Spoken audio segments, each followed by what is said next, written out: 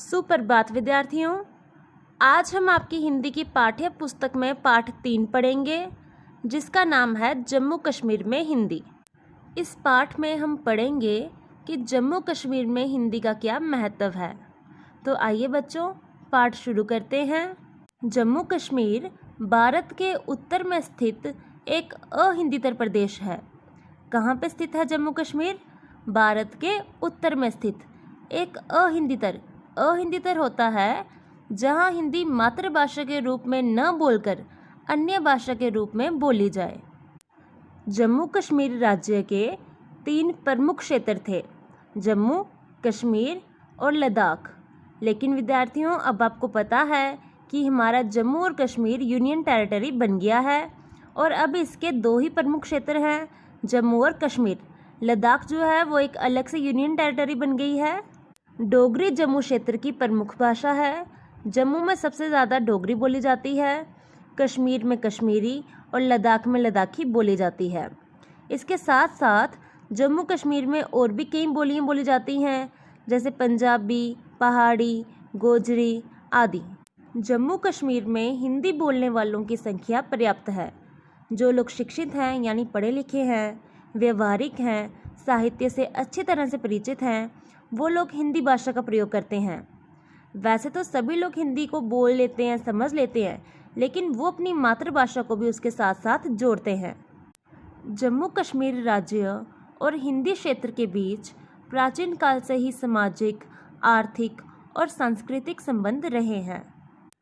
जम्मू कश्मीर देश विदेश के तीर्थ यात्रियों के लिए आकर्षण का केंद्र रहा है।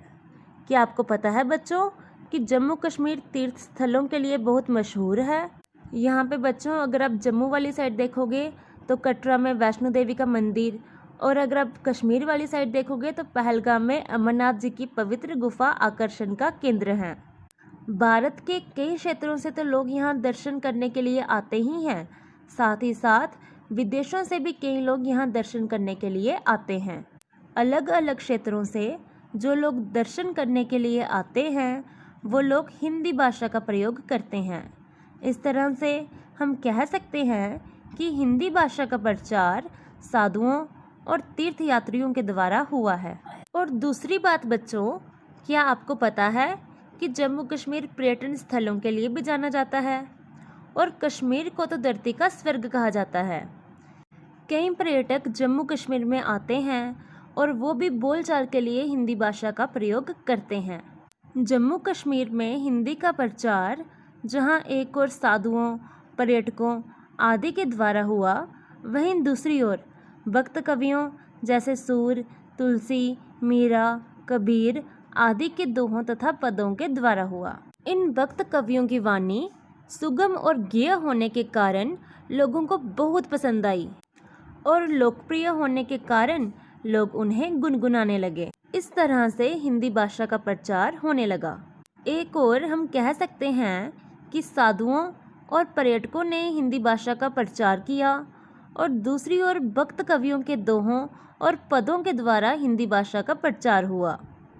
तीसरा कारण हिंदी का प्रचार होने का हम यह कह सकते हैं कि एक और हम कह सकते हैं कि साधुओं और पर्यटकों ने हिंदी भाषा का प्रचार किया और दूसरी ओर भक्त कवियों के दोहों और पदों के द्वारा हिंदी भाषा का प्रचार हुआ।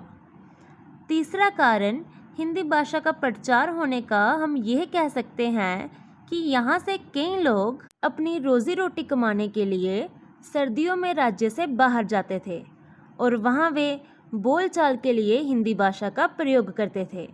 इस तरह से हिंदी भाषा का प्रचार हमारे जम्मू कश्मीर में होता रहा है। कश्मीर के भक्त कवि भी अपनी भक्ति से संबंधित विचारों को वाणी देने हेतु हिंदी में कविता करना चाहते थे। इस्लाम के आगमन से पहले जो कश्मीरी बोली जाती थी, उसमें वैदिक और संस्कृत के तत्सम और तद्भव दोनों प्रकार के शब्दों का प्रयोग किया जाता था। लेकिन जब इस्लाम का आगमन हुआ तो कश्मीरी भाषा में थोड़ा बदलाव आया, पर आजकल भी ये दोनों प्रकार के शब्द कश्मीरी भाषा में पाए जाते हैं। कश्मीर में ऐसे बहुत से कवि हुए जिन्होंने अपने उपदेशों का प्रचार करने के लिए हिंदी में कविताएं लिखी ताकि सबको समझ आ सके। इन कवियों में संत कवित्री रूप भवानी, परमानंद, लक्ष्मण जो बुलबुल आदि प्रमुख हैं। जम्मू के प्रथम हिंदी कवि का नाम लक्ष्मण जो बुलबुल था। बहुत बार परीक्षा में भी ये वस्तुनिष्ठ प्रश्न पूछा जाता है कि जम्मू में सबसे पहले किसने कविताएं लिखना शुरू की थी? लक्ष्मण जो बुलबुल ने। वे जम्मू में दत्तू नाम से प्रसिद्ध हुए। इन्होंने वीर विलास नामक ग्रंथ की रचना की थी। वीर विलास नामक ग्रंथ की रचना किसने की थी बच्चों? दत्तू जी ने, जिनका पूरा नाम क्या था? लक्ष्मण जो बुलबुल। वीर विलास तथा ब्रजराज पंचाशिका इनके द्वारा रचित प्रबंध ग्रंथ हैं। वीर विलास नामक ग्रंथ का आधार संस्कृत भाषा में लिखा गया महाभारत काव्य है। महाभारत में एक पर्व विशेष का वर्णन हुआ है जिसे द्रोणपद कहते हैं। वीर विलास का आधार असल में यही द्रोण पर्व है। कमल नेत्र स्तोत्र भी इन्हीं की रचना है जिसे उत्तर भारत के लोग बड़ी श्रद्धा से गाते हैं। उनके काव्य की कोई विशेष परंपरा देखने को नहीं मिलती है। विद्वानों का विचार है कि उनके एक वंशज कृष्णलाल नामक किसी व्यक्ति ने महाभारत के कई पदों का अनुवाद हिंदी में किया है। 19वीं शती में कश्मीर के लालजी जाड़ू ने हिंदी से परिपूर्ण महाकाव्य लिखा जो पर्याप्त साहित्यिक योग्यता का प्रमाण देता है। इसमें कई प्रकार के छंदों का प्रयोग किया गया है जैसे दोहा, चौपाई, सोरठा आदि। संसार की भाषाओं को हम कई परिवारों में बांटते हैं जैसे बारोपीय परिवार, कन्नड़ परिवार, चीनी परिवार आदि। ऐसी भाषाएं जो एक ही वंश या मूल भाषा से निकलकर डेवलप्ड हुई हों, विकसित हुई हों, एक भाषा परिवार का निर्माण करती हैं। हिंदी तथा उत्तर की अधिकांश भाषाएं जो भारत में बोली जाती हैं उन सब का संबंध संसार के भारत यूरोपीय यानी बारोपीय भाषा परिवार से है। याद रखिए विद्यार्थियों, हिंदी भाषा का संबंध कौन से भाषा परिवार से है? बारोपीय भाषा परिवार से। यह शाखा भारतीय आर्य शाखा के नाम से भी जानी जाती है। महाराजा रणवीर सिंह के समय में 1857 ईस्वी से लेकर 1865 ईस्वी तक का जो समय था, इसमें हिंदी भाषा को सरकारी संरक्षण प्राप्त हुआ। याद रखिए विद्यार्थियों, हिंदी भाषा को कब सरकारी संरक्षण प्राप्त हुआ?